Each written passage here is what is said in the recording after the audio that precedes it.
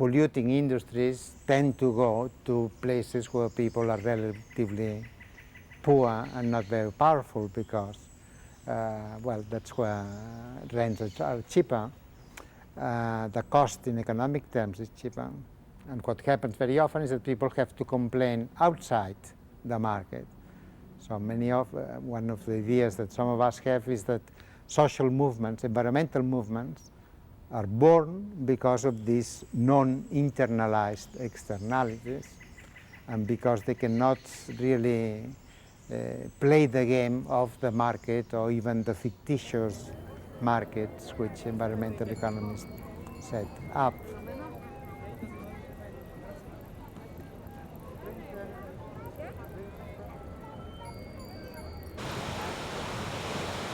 Y hoy nos encontramos empobrecido, o sea, sumamente empobrecido todas las áreas rurales, o sea, niveles de pobreza que no se conocían en este país. Entonces, con esa voluntad de la clase gobernante como nosotros decimos, de desatar una guerra económica, porque así lo vemos nosotros, es una guerra económica que ha desatado la clase gobernante contra un sector muy importante de la población, ya no solo la población campesina, la población indígena, el sector laboral en costarricense, una serie de sectores se ven sumamente afectados por esto, pero no va a haber desarrollo porque la mayor parte de los recursos naturales de Centroamérica, bosques, ríos, cuencas hidrográficas, recursos agrícolas, se encuentran en las áreas rurales, y en las áreas rurales estamos nosotros, y no puede tomarse una decisión si no se habla con nosotros, si no se nos ofrece una oportunidad también de participar y decir qué queremos nosotros, porque ahí están nuestros hogares, ahí están nuestras familias, y no resistimos, o sea, tenemos resistencia y no queremos seguir siendo conejillos de indias,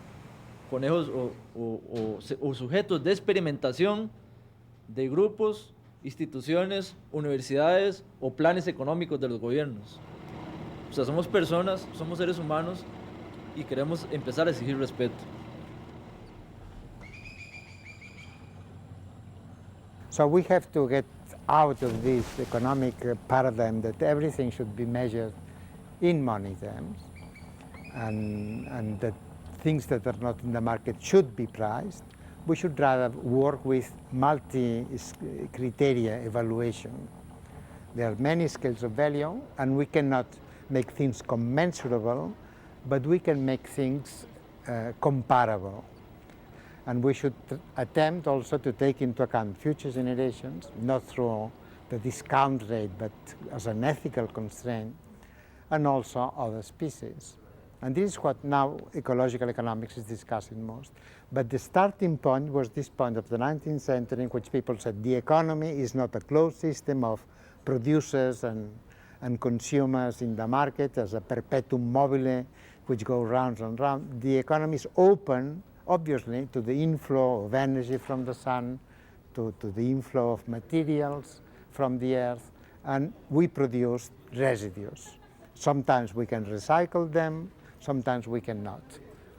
But the fact that we cannot is also part of the economy in this wider sense.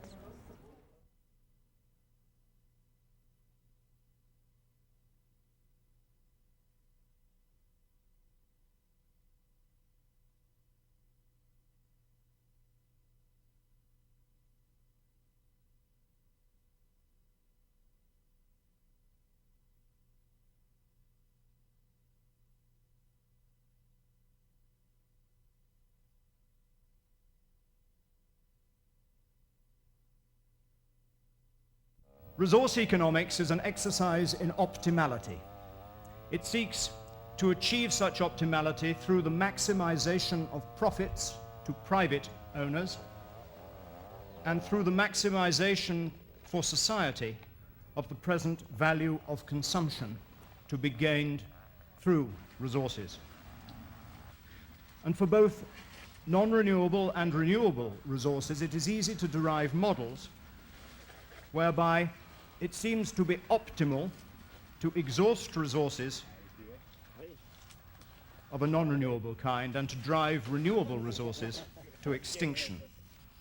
So I'd like to stress, these models may well, historically, prove to be rather accurate descriptions of the way industrial society has proceeded.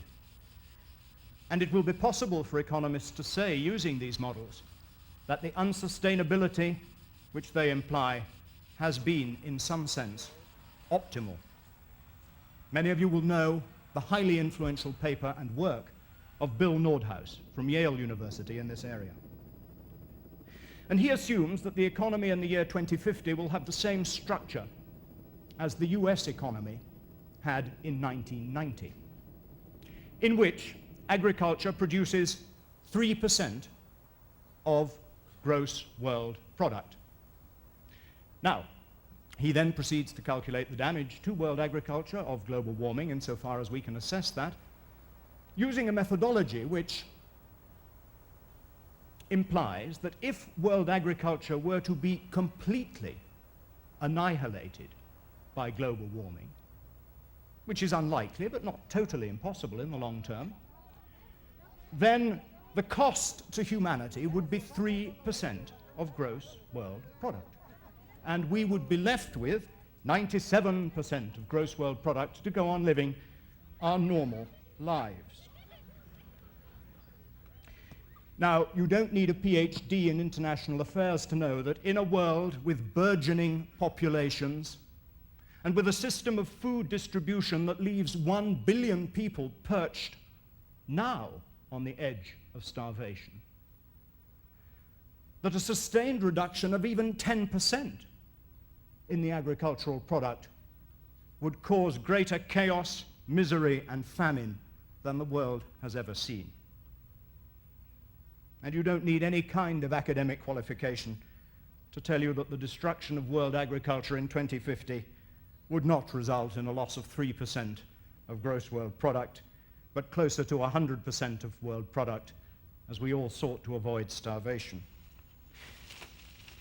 What do we need to do to move beyond this kind of impeccable economic logic, which frequently sees unsustainability as optimal and results in such nonsense? At the personal level, we know what aspects of our own personal lifestyles are unsustainable. And let's be quite specific about this, because we've heard a lot about excessive consumption. We know that every time we get into a motor car, every time we tuck into a grain-fed T-bone steak, every time we fly for a holiday to Miami or Venice for a few days, every time we turn up the central heating instead of putting on a sweater, or turn down the air conditioning instead of opening a window, we know that we're not only occupying more than our fair share of environmental space, not only are we foreclosing options for future generations, but we're stimulating the consumer desires of the 80% of the world's population who cannot yet do these things, but are determined to do so in the future. And we know that we must start to feel the full implications of these activities in our personal lives, and to start to feel good about the sustainable alternatives which we could start to adopt in their place.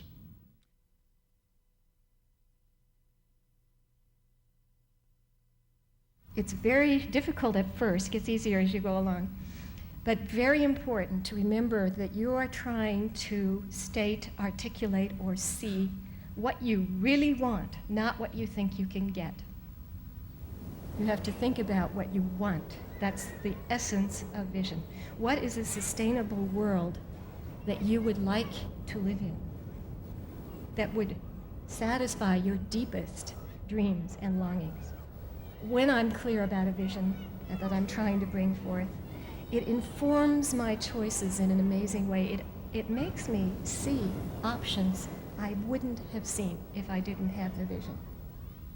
It opens my eyes to good news as well as the cynical bad news that the press and most communications in our society tell us about all the time. It makes me see the little seeds of the vision, the little experiments in that vision already on the ground, happening all over the world. And it makes me see that those are the places to be watered and nourished and brought forth, because that's the vision already coming into being. And when you see that a sustainable world is a when you're clear on your vision of what that is, I guarantee you, this has happened to me, you will see it in pieces and in patches everywhere.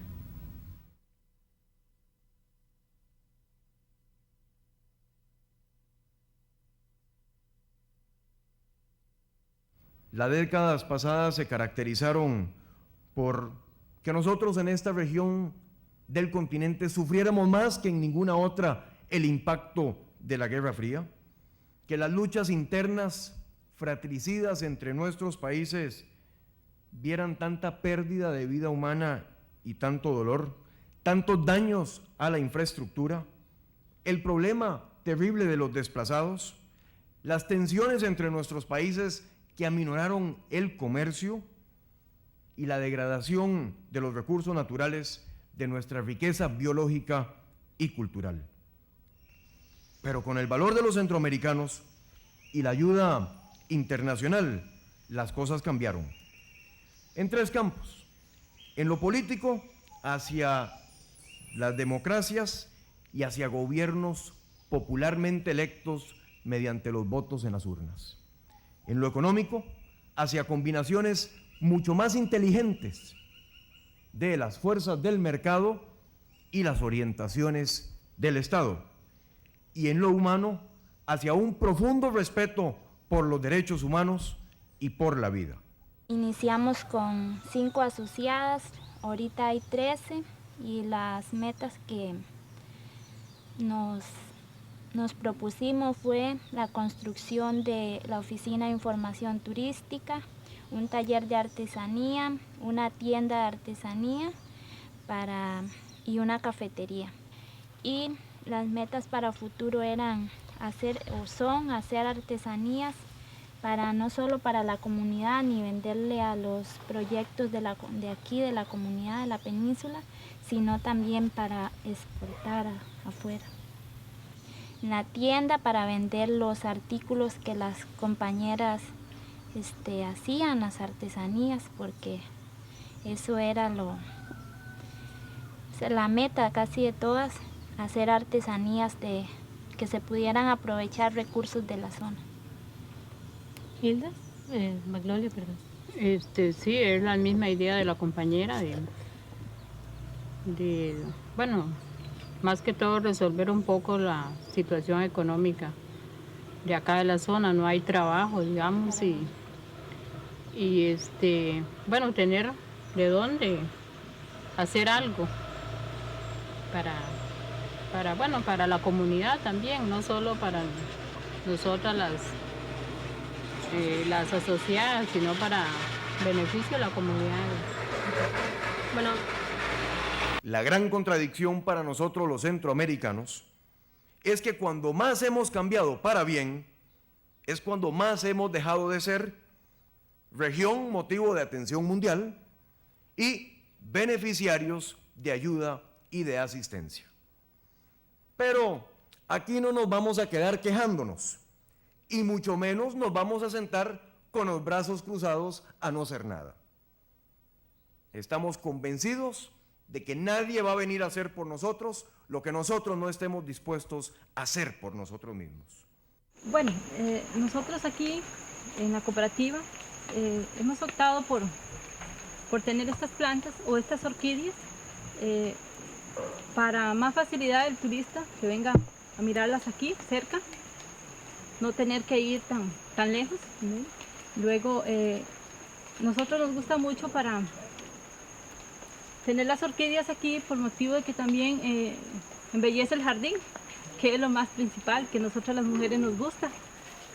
Igual el proceso de ellas es que las traen de la montaña y luego nosotros, como ustedes aquí pueden ver, este es un torito que le llamamos.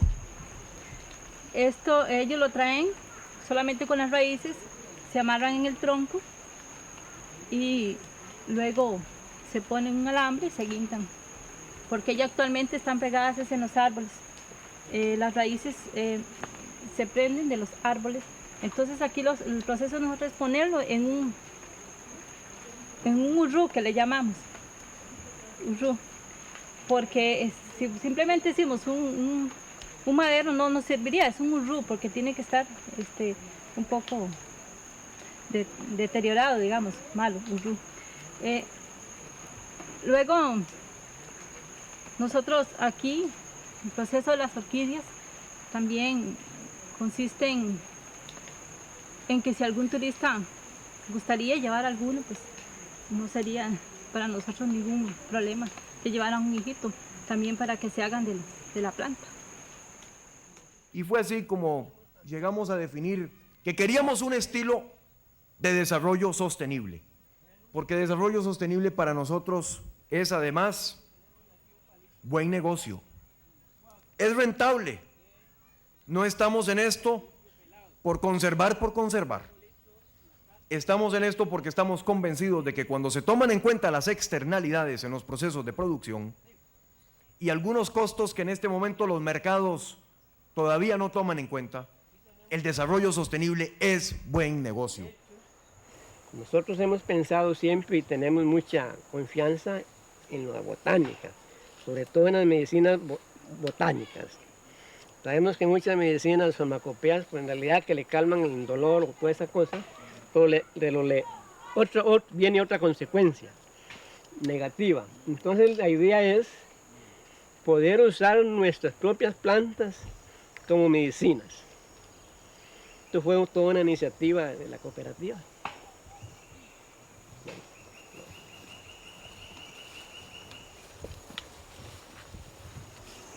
Copione Oro nace en el año 1986.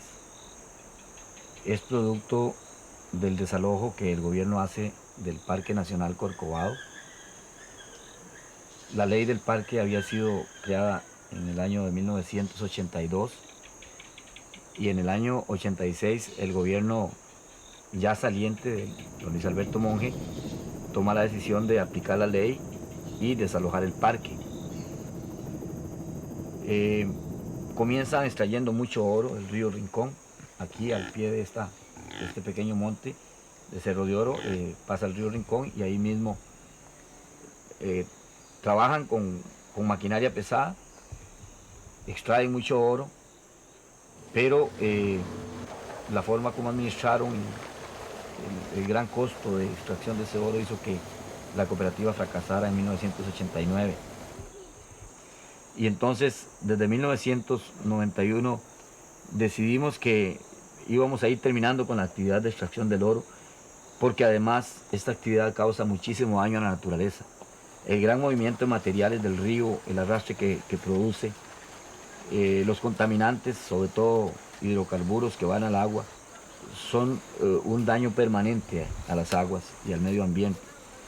Y es así como en 1992, al inicio de 1992, suspendemos totalmente la actividad del oro y comenzamos esta aventura, si se quiere llamar así, de buscar una alternativa distinta que fuera el ecoturismo, ligado a la conservación, al cultivo de agricultura orgánica, al cultivo de plantas medicinales.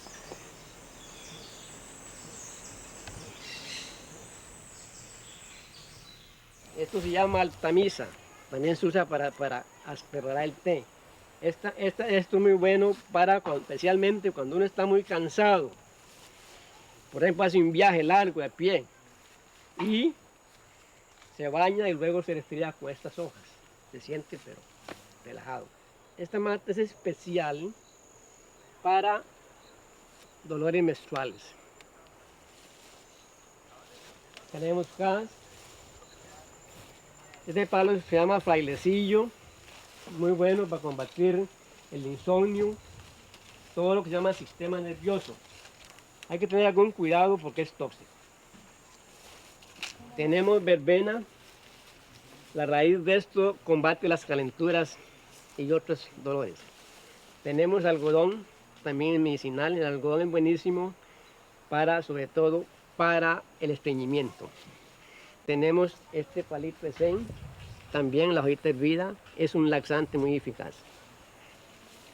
También tenemos programado o pensado por lo menos toda una serie de plantas, tanto medicinales como hortalizas, que el exceso de lluvia no les permite crecer, entonces hacer un invernadero. Y el interés de esto es irlo superando, ir mejorando, ¿no? Nos ha costado mucho. De manera que no desperdiciemos, amigas y amigos, no desperdiciemos esta oportunidad.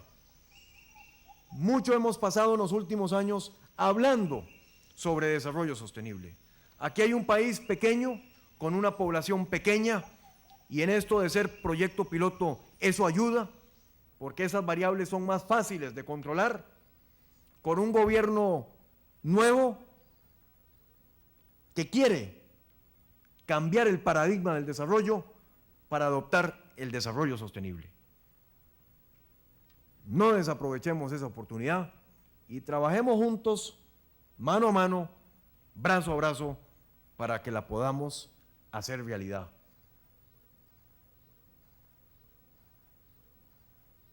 Central America and Mexico, what other people refer to as Mesoamerica, actually constitutes one of these mega diverse areas, one of the historical centers of development of agriculture.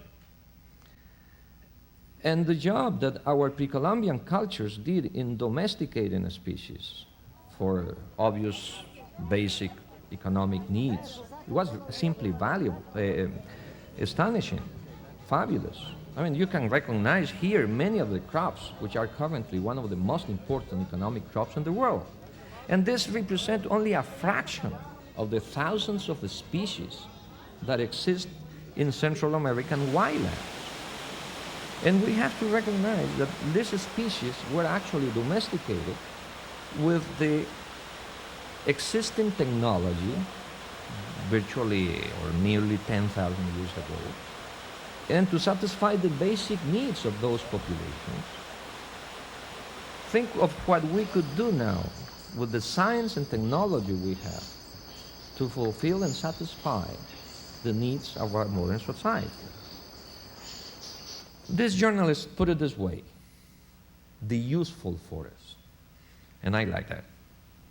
Because that means when a forest is perceived as useful, it's because it has been valued. It has been valued by a society. In order to value, you have to know. I mean, you cannot value what you don't know. We know very little, about 14% of what exists. And biodiversity is not yet part of our education, our educational system. So the information has to be cataloged, has to be organized, has to be made user-friendly. We use this analogy. The forest is a library. And you know very well that a library is not important because of the size of the building. It is not important because of the number of volumes it has. What makes a library important? The information that people get out of the library. El INVIO está por iniciar ahora en enero un curso de preparación de parataxónomos con participación de personas de acá y del área de conservación de la amistad. Son dos áreas de conservación que van a trabajar. Precisamente parte del curso se va a hacer en estas instalaciones por contrato con ellos, por venta de servicios. Pero además de eso, es posible que un compañero nuestro esté participando en ese curso y el INVIO destaque una oficina de parataxónomo en esta cooperativa, de tal forma que permanentemente un parataxónomo trabaje acá, trabajando, obteniendo material, haciendo investigación, clasificando material para el INVIO, pero a la vez dando parte de esa información y ayudándonos con sus conocimientos al interés nuestro de educación ambiental y al interés nuestro de clasificación de todas las especies que tenemos, no solo en el área de reserva nuestra, sino también en el Parque Corcovado, por donde hay senderos. We want a country that puts its biodiversity to work for society. By conducting a national biodiversity inventory and disseminating its information, we will probably be the first tropical country to deliberately set out to put its native biological wealth to intellectual and economic work for society. As we pursue the project, we will develop local abilities that will be shared with other neighboring tropical regions. And in this manner, we will confront the gravest threat of this and next century, which is the potential loss of the extraordinary biodiversity in the tropics, while we simultaneously promote the growth of a society whose ethical and moral values are rooted in a profound respect for nature and life and the wise management of natural resources.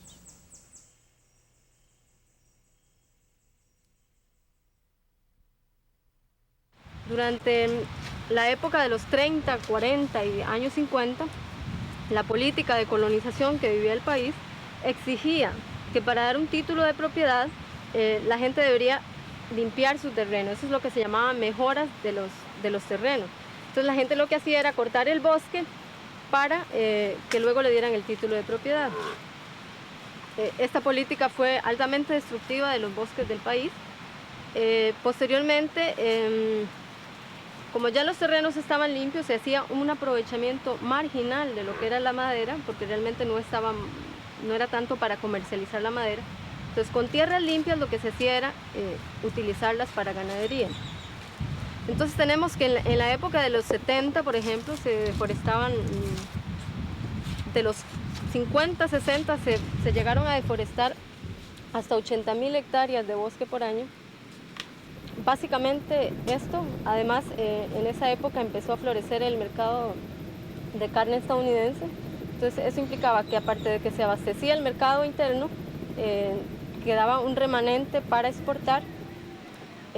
Estos dos aspectos contribuyeron grandemente a que la ganadería se fortaleciera en tierras de vocación forestal y bueno, y a que se dieran grandes tasas de deforestación. Posteriormente, en los años 70, finales de los 70 a inicios de los 80, la ganadería sufre una gran crisis, básicamente porque el mercado, su principal mercado, Estados Unidos, baja su demanda de importación de carne costarricense. A raíz de los programas de ajuste estructural, el gobierno ya no vio como prioritario la ganadería, bueno, aparte de que tenía problemas de mercado y demás. Entonces, dentro de la modernización y diversificación del sector agropecuario costarricense, la ganadería no se visualizaba como un área prioritaria. Pero el hato ha tendido a reducirse y más bien lo que ha surgido es el abandono de pastizales a raíz de la crisis de la ganadería, que bueno, que es un hito muy importante para el país, dado que en esas áreas que se abandonaron de pastizales, ahora está surgiendo naturalmente bosque. Aparte de que se ha dicho todo esto, no hay una política clara o bien definida hacia el bosque secundario. Incluso dentro de la misma ley forestal no se contempla el bosque secundario como una opción importante. O sea, no hay una legislación muy específica hacia ese sector. ¿Y por qué lo digo así? Tal vez al bosque secundario ya maduro puede haber un tratamiento especial, pero el bosque secundario tiene 3 etapas. La primera etapa, que es el pequeño charral o tacotal, que se podría visualizar con arbolitos de estos tamaños, muy espeso, varios árboles de muy distintas, zacate muy alto, bueno, árboles que a lo sumo alcanzan estos niveles. Luego vienen árboles más grandes, que se podría ver atrás, que es especie de tacotal, y posteriormente viene el bosque secundario. Entonces los 2 primeros años, 2, 3 primeros años, la vegetación es de charral, muy espeso, donde no se visualizan ni siquiera especies comerciales. Ya en el tacotal ya se empiezan a ver especies más comerciales, ya esto es cuando tiene 5 o 6 años, y ahí se podría hablar de un tratamiento especial para los bosques. Y después, bueno, ya vendría el bosque secundario. Entonces me parece que sería muy importante, si se contempla el bosque secundario como opción a futuro para extraer madera, o para cualquier otro uso, porque me parece que no solo el uso maderable, sino también para protección de cuencas, por biodiversidad, bueno, y por usos de leña y por otra serie de usos, que se debería contemplar una ley más estricta de mayor protección al bosque secundario.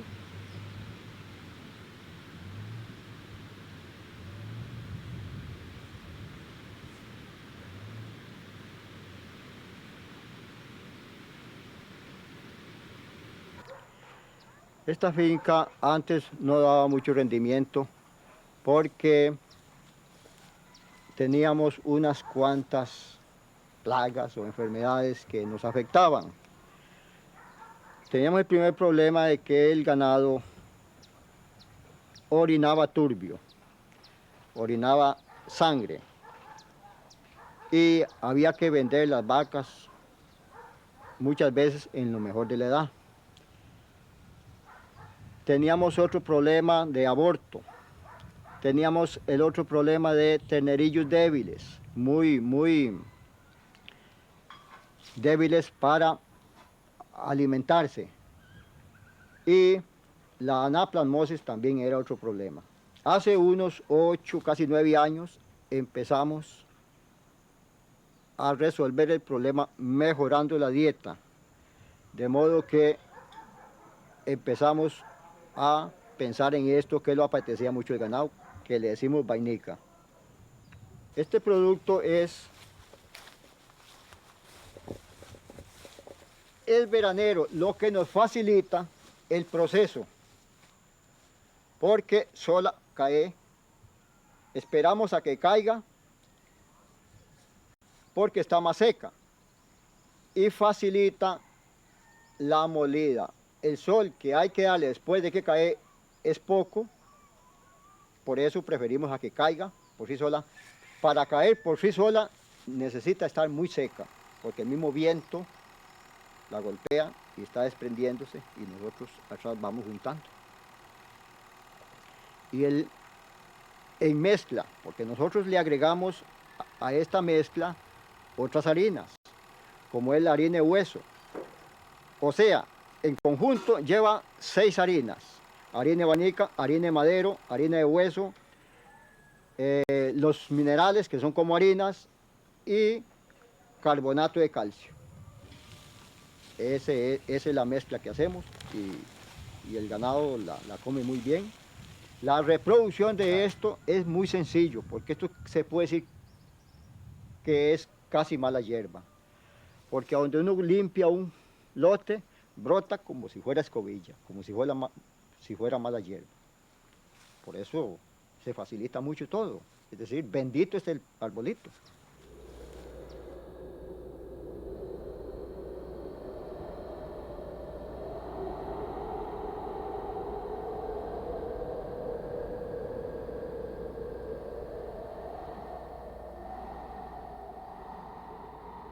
As you are well aware, 1/3 of Costa Rica that should be forest was converted into pastures over the past half century.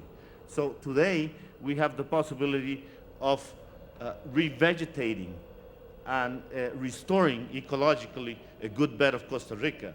What we have to do now, if we could use the analogy that Ken Boulding used, is develop the characteristics of spaceship carbon, of sustainable carbon that carries its full costs. We, in essence, have to manage the global carbon crop. Hopefully the Climate Change Convention will lead to a situation where we will start to manage this carbon crop globally as a mechanism to absorb CO2 and also to create development opportunities in tropical countries. On September 30th of this year, President Figueres and US Vice President Gore signed an agreement to work together also on joint implementation.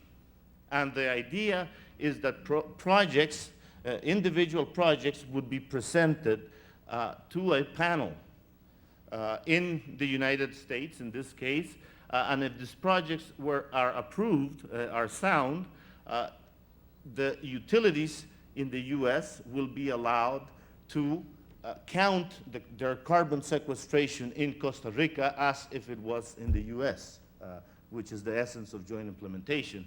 We're looking for opportunities like this with the Netherlands as well. And it is because the utilities are trying to find carbon sequestration alternatives that this market is starting to arise. What we're trying to do as the elements of our climate change plan or our climate change initiative in Costa Rica is first that Costa Rica will comply with the Framework Convention on Climate Change at the level of a developed country. And it will do all the studies of emissions and sinks that are required by developed countries. Second, we do have a possibility of becoming a net carbon absorber. Costa Rican emissions, as calculated by WRI methodology, are about 0.5 ton per person per year, 1/10 of the US level. We have 3.3 million people, and we have 5 million hectares. 2/3 of this 5 million hectares are primarily with forestry potential. Through responsible and integrated forest management in a good part of Costa Rica, we could sequester in 3 million hectares more than 0.5 ton per year. Through plantations, but primarily also through forest fire prevention and secondary growth.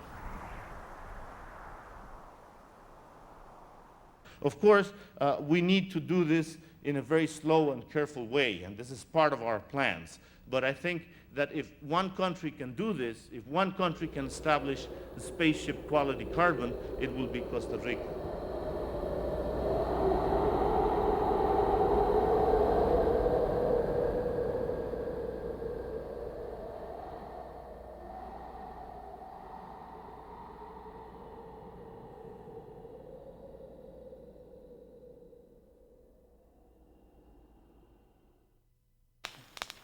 Podríamos hablar que hasta el presente se ha gestado una cultura del carbón en torno al bosque de mangle.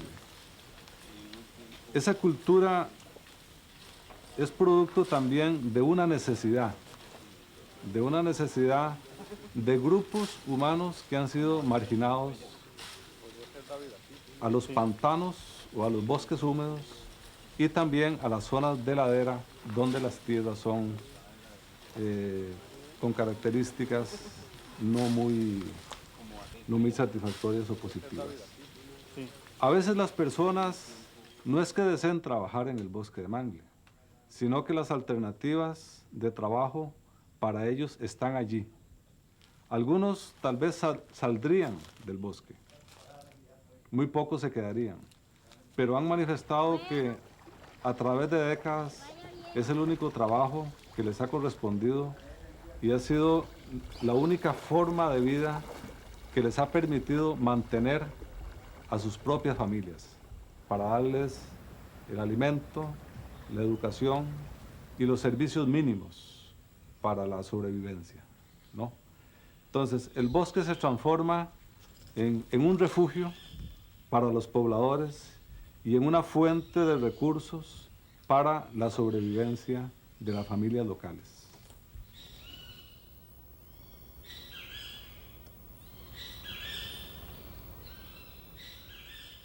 Copemangle trabaja en manglares de una manera sostenible en el bosque, aprovechando lo máximo y explotando lo mínimo, que esa es la teoría de la cooperativa. Que en veces da pavor ver una persona, un señor campesino por aquí que comienza y arrima un camión y comienza a echar todos sus chunches al camión y agarran para la ciudad, donde ahí no van a hacer nada, como decimos, ahí son presa fácil para la drogadicción, para la prostitución y para todo eso.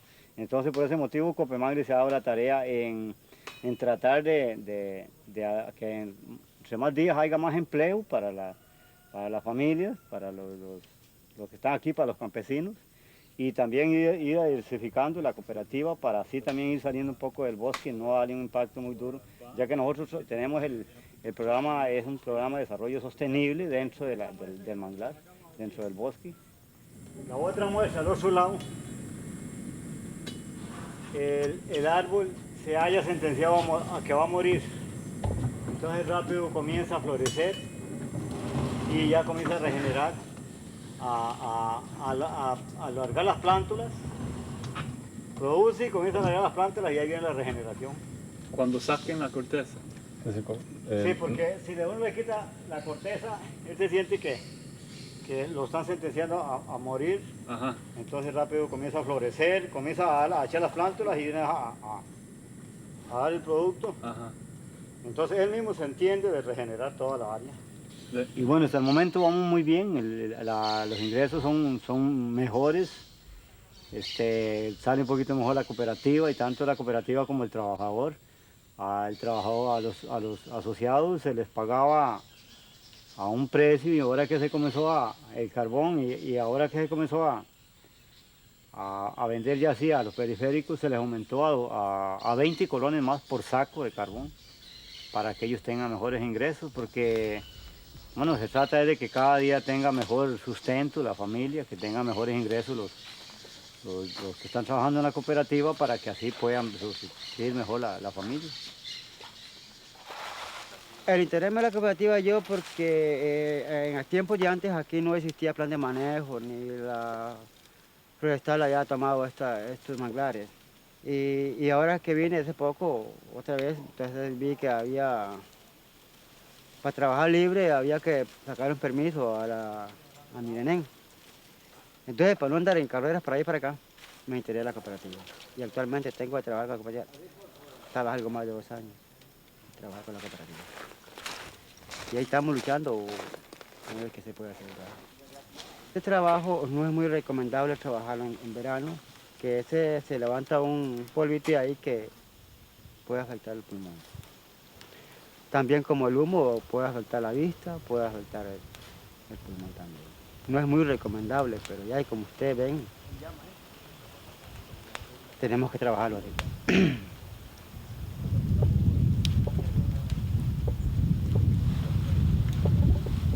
Cualquier paso que dé un grupo comunal, ya sea en Costa Rica, El Salvador, Asia o África, tiene que verse en una visión de conjunto, en una visión social, pero con un principio o con una filosofía que tiene que ser la sostenibilidad del recurso, en donde haya también una visión y un balance entre lo que es la ecología y la economía. Hay límites que son muy interesantes de ver cuando un grupo se va concientizando en términos de acción. Los campesinos de Copemangle dicen, no vamos a producir más de 2.000 bolsas porque afectamos el recurso bosque. Entonces, ese límite, que ya es una actitud mental, hace mucha falta para la conservación del recurso. Yo creo que hace falta trabajar más en lo que es una actitud mental ante la naturaleza, ante el manejo de la naturaleza y rescatar el vínculo con los ecosistemas. Yo creo que las sociedades nuestras han perdido el vínculo, la relación con los ecosistemas y nos estamos dando cuenta ahora de que ese vínculo es necesario otra vez de ser rescatado.